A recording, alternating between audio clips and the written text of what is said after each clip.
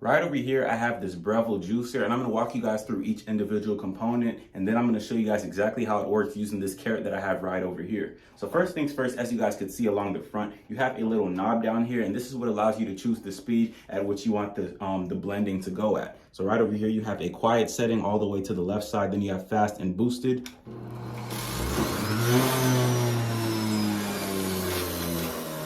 And as you guys can see, it does get a little bit loud depending on the setting that you choose. What you guys just heard right now was the quiet setting. And then right over here, you guys have a container. Now this container is where all of the liquid is going to go into. It also comes with this little rubber piece, and you're gonna put this rubber piece along the side so that it could attach so that there's no leakage, especially when the juice is dripping down. And then over here, you guys can see it has units of measurement along the sides as well. So whenever you're pretty much measuring whatever you're gonna drink, you could just use this right over here. And there's also a beaker and a handle that you could use.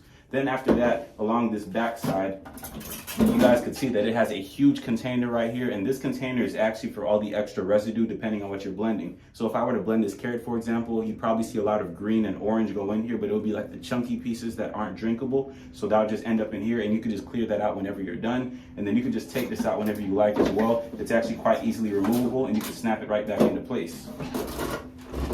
Now right over here along the front, you guys can see it comes with a lid over here that you could pull down on. And this piece that you could pull down allows you to take the entire top part off. And this top part comes with this little juicer presser that you could use. And this is exactly where all of the fruit and vegetables are going to go into. And then it'll go into the grinding part, and you just press down using this to force it in.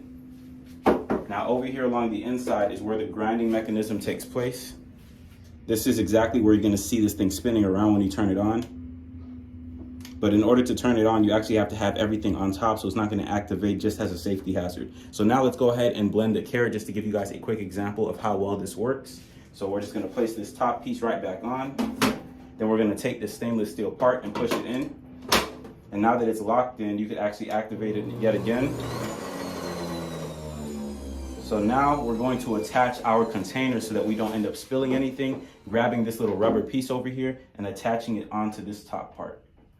Now, after you push it all the way in, you will then put it through this little hole that this container comes with so that this part can sit inwards properly. And now that you've got everything in, the next step is to take your fruit or vegetable, take off this top lid and put it in right over here. Now, after you put it in, all you're going to do is press down on it after you activate this on button. So let's bring it a bit closer so you guys can see. I'm just gonna activate it on. And then I press down.